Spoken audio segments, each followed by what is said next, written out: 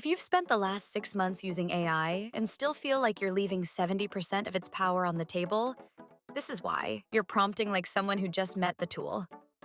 By the end of this video, you'll use 5 techniques that separate casual users from people who actually save hours every week. Let's start. The 5 techniques that turn weak prompts into powerful instructions. Let's start with the foundation. A prompt is just instructions you give to an AI model. Text you type in, and text the model generates in return. But most people think of prompts as questions. That's the first mistake.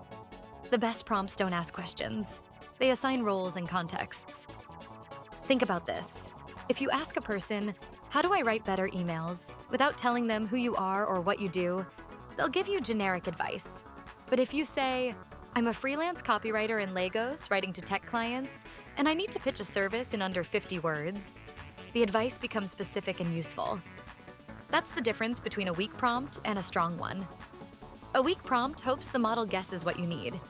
A strong prompt tells the model exactly who it is, what it's working with, and what success looks like. Here are the 5 techniques.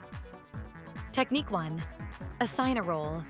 Instead of asking the model to help you, tell it to become someone specific. You are a senior tax accountant in Nigeria who specializes in freelancer income.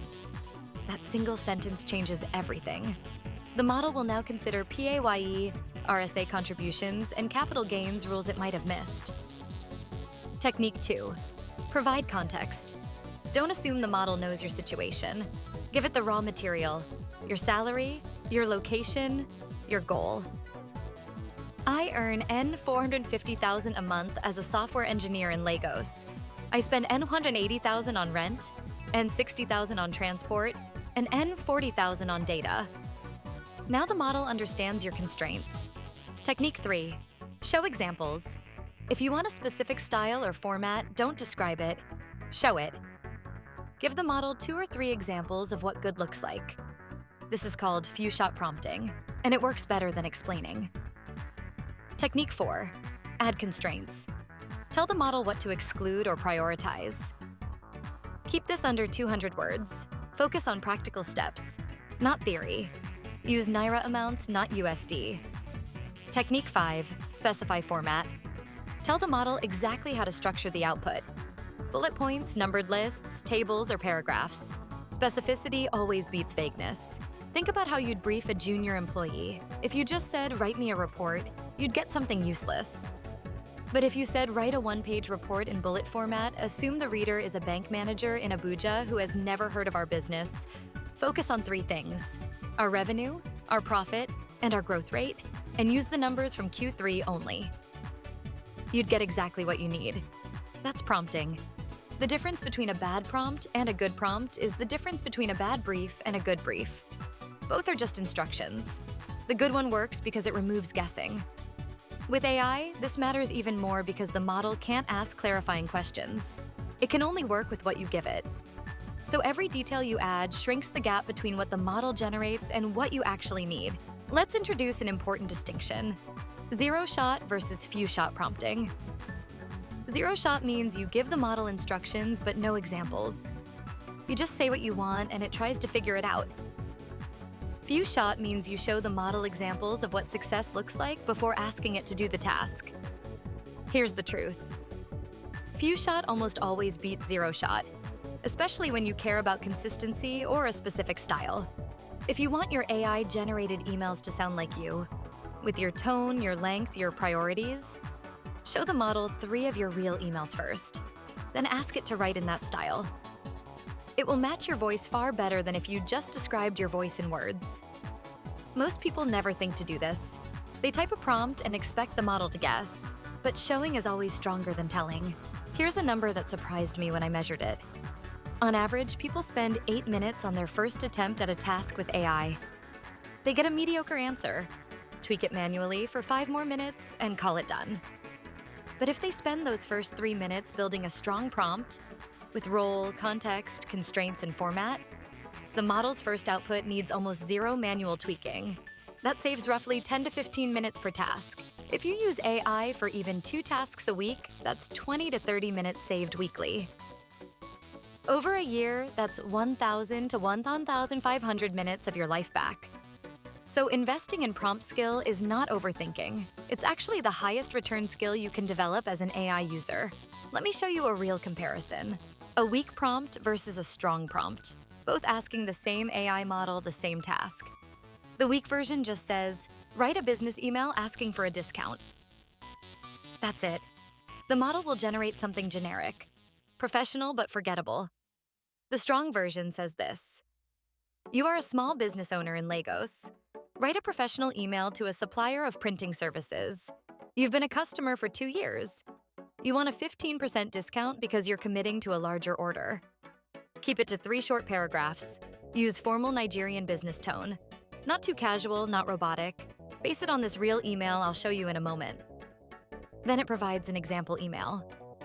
The output from the strong prompt is not just longer or better formatted.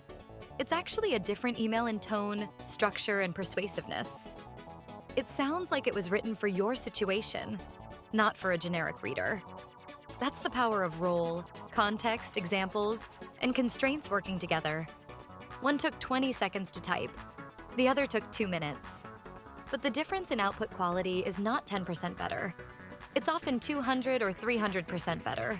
Pause here and screenshot this. This is your prompt template. Write these 5 things down, and you'll have a repeatable system for building strong prompts every single time. Now let's talk about hallucination. This is when an AI model confidently generates information that's completely false. It invents names, statistics, or facts that don't exist. This happens because the model is trained to predict the next word that fits the pattern, not to verify truth. If you ask a model, what is the current inflation rate in Nigeria? And you don't constrain its answer, it might give you a number from last year or a number it saw in training data that's now outdated, and it will sound totally confident. This is dangerous, especially with financial information. The fix is constraints. You can say, do not make up statistics. If you are unsure about a date or number, say so explicitly. Or, use only information from 2024 onward. If the information is older, tell me the year you're using. Constraints don't eliminate hallucination, but they reduce it and often make the model more transparent about uncertainty. If you're asking for facts, inflation rates, tax percentages, historical data, always add a constraint that forces the model to either cite its source or admit it doesn't know. Here's how to use these 5 techniques in practice. First, build a prompt library. Every time you write a strong prompt that works well, save it. Store it in a notes app, a spreadsheet, or even just a folder on your computer. Label it by task. Email to clients, monthly report, freelance pitch, tax question. You'll be surprised how many prompts you can reuse with just 10% tweaking. Second, test and iterate. The first version is rarely perfect. Generate the output, read it, and note what's missing or wrong. Then add a constraint or example and try again. After 2 or 3 iterations, you'll have a prompt that's solid. Save that version. Third, use different models for different tasks. ChatGPT is excellent for writing and brainstorming. Claude is stronger with long documents and analysis. Gemini has real-time web access, so it's better for current events or recent data. Different tools, different strengths. Fourth, build prompts in layers. Don't try to cram everything into one prompt. Start with role and context. Get a first draft, then add constraints and refine. Fifth, track what works. If a prompt produces consistently good output, keep using it. If it doesn't, either revise it or replace it. Prompting is a skill you get better at through repetition. Here's what we learned. 1. Prompts are not questions. They are structured instructions with role, context, examples, constraints, and format. 2. Weak prompts guess. Strong prompts specify. The difference in output quality is often 200 to 300%. 3. Few shot beats, 0 shot. Show the model what you want, don't just describe it. 4. Constraints reduce hallucination and force the model to be transparent about uncertainty. 5. Prompting is a skill you build with repetition. Save your good prompts and reuse them. Use these 5 techniques together, and you'll move from casual AI user to skilled operator in weeks, not months. Quick check. You're asking an AI model for help writing a pitch to a Ghanaian bank. You're running out of time. Should you type a quick question and use the first output as is? Or should you spend 3 minutes building a strong prompt with role, context, and examples? Think about it. If you choose option A, you'll get a generic pitch that could fit any bank. If you choose option B, you'll get something tailored to that bank and that country, which saves you more time overall, rushing the prompt and editing the output, or building the prompt right and using the output almost as is. The answer is option B, every time. This is the foundation of prompting. In the next episode, we'll show you advanced techniques, how to chain prompts together, how to use AI for research, and how to build workflows that save hours. Subscribe so you don't miss it. And join us on Telegram for daily tips, link in the description.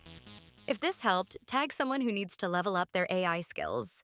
We'll feature the best tags next Sunday.